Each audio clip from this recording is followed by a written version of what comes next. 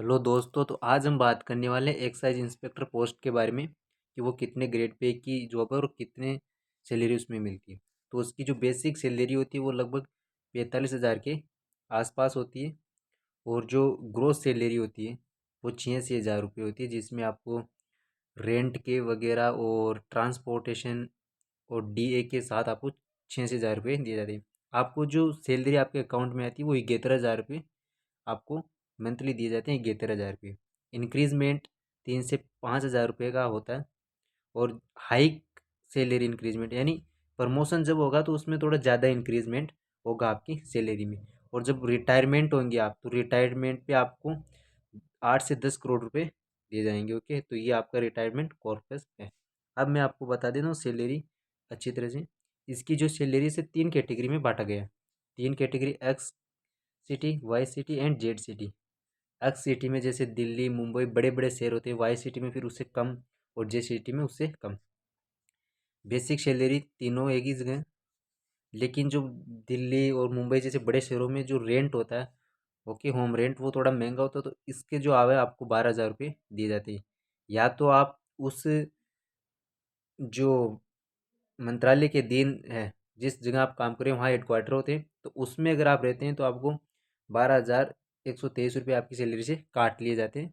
और अगर आप कहीं रेंट लेके रूम पर रहते हैं तो आपको 12,000 रुपये दिए जाते हैं। ओके। ट्रांसपोर्टेशन को आपको लगभग 5,000 रुपये के आसपास मिलते हैं। और डी अलाउंस का आपको मिलता है कितना?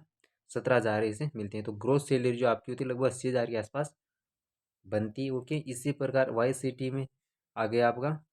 वाई सिटी में आपको होम रेंट कम मिलता है। ओके। और ट्रांसपोर्टेशन लगभग 2,400 मिलता है आधे। और डीए लगभग सेम मिलता है तीनों में। तो ये वाई सिटी और जेड सिटी की सैलरी आपको मिलती है। अब हम इसके बारे में बात कर लेते हैं कि इसका प्रमोशंस कहते हैं। तो इसमें प्रमोशन जो होते हैं वो होते हैं लगभग 4 साल, 4-5 साल के बाद में आपको जो है वो आपको सुपरिंटेंडेंट की पोस्ट मिलती है। ओके। ये 4800 ग्रेड पे की होती है। ओके। उसके बाद में आपको मिलती है, ये आपको फिर मिलती है दूसरी पोस्ट लगभग 24 साल के बाद में। ये असिस्टेंट कमिश्नर की पोस्ट होती है। ओके, जो यूपीएससी वालों को मिलती है आईआरएस में। इसकी 5400 ग्रेड पे की नौकरी है, तो ग्रुप ए की। जैसे आप सीडीएस का जो पेपर होता है 5400 ग्रेड पे की, इतनी पोस्ट ये होती है। उसके बाद में कोई गिने चुने लोग होते हैं वो डिप्टी कमिश्नर बनते हैं। ये 6600 ग्रेड पे की नौकरी है। और उसके बाद मुश्किल से जॉइंट कमिश्नर बनते हैं, ये 7600 ग्रेड पे की नौकरी होती है। तो ये इसके प्रमोशंस होते हैं। ओके। ये इसके प्रमोशन कैटेगरी होती है। अब प्रमोशन के बाद हम जान लेते हैं कि इसमें मेडिकल फैसिलिटीज़ क्या है। जब आज से मान लीजिए आप पेपर दें, तो आप उसमें पोस्ट प्रेफरेंस भरें, तो आप इसे पहले भरें या ना भरें ये आपको लिए जाना ज़रूरी है।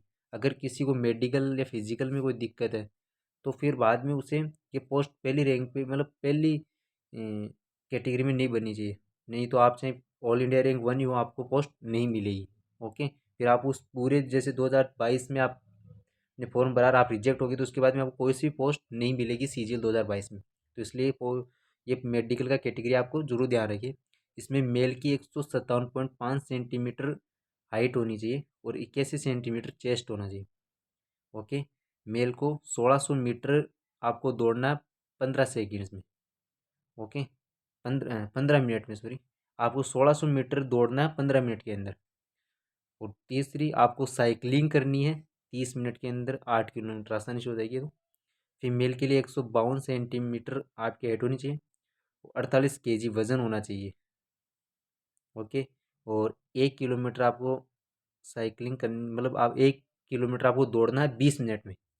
1 किलोमीटर आपको 20 मिनट में दौड़ना है फीमेल को। और 3 किलोमीटर साइकिलिंग यानी 25 मिनट में करनी है। फिर मेडिकल टेस्ट होते हैं, ब्लड, यूरिन, एक्सरे, ये आपको हॉस्पिटल में जाके कराने पड़ते हैं।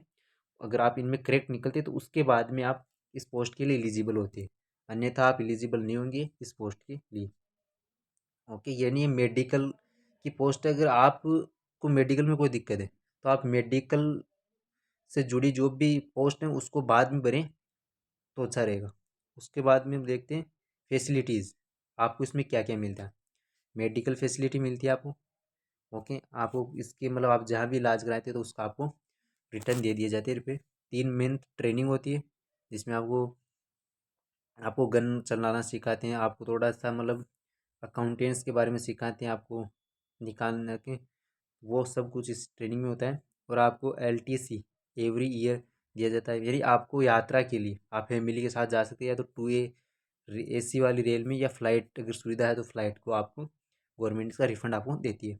दिवाली पर बोनस देती है, और अन्य जो फंक्शन होते हैं उन पे भी आपको ऐसे भी सम्मानित के रूप में मिलती है होनेरियम। ओके, आपके चाइल्ड ट्यूशन की फीस भी गवर्नमेंट देती है, और एक बैग देती है, 3 साल में एक बैग गवर्नमेंट आपको देती है।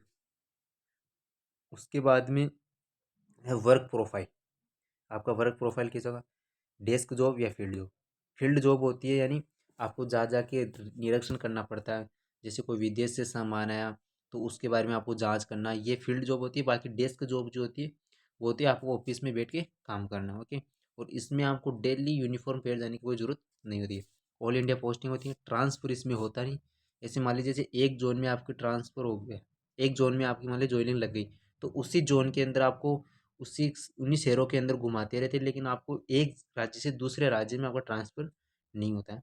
और जो डेस्क जॉब होती है, यानी जो ऑफिस का टाइम होता है वो 9 से 6 के आसपास होता है, और सैटरडे संडे ऑफ रहता है, 2 दिन की छुट्टी। और जो फील्ड जॉब होती है, फील्ड जॉब के अंदर आपको मतलब कोई टाइम फिक्स नहीं है, कभी भी आपको ओवर टाइम ही करना पड़ सकता है। यूनिफॉर्म या कैजुअल वो मैंने आपको बता दिया, डेस्क जॉब की बात है। और गवर्नमेंट क्वार्टर्स होते हैं वो आपको मिलते हैं, वहाँ वहाँ आप रहेंगे तो आपके पर पे कटेंगे 12,000 रुपये, जो आपको मैंने पहले बताया। अगर अच्छी लगी तो लाइक और सब्सक्राइब जरूर करें, और अपने दोस्तों को भी ये शेयर जरूर करें, और इसमें मेडिकल कैटेगरी को जरूर ध्यान में रखें। Thank you.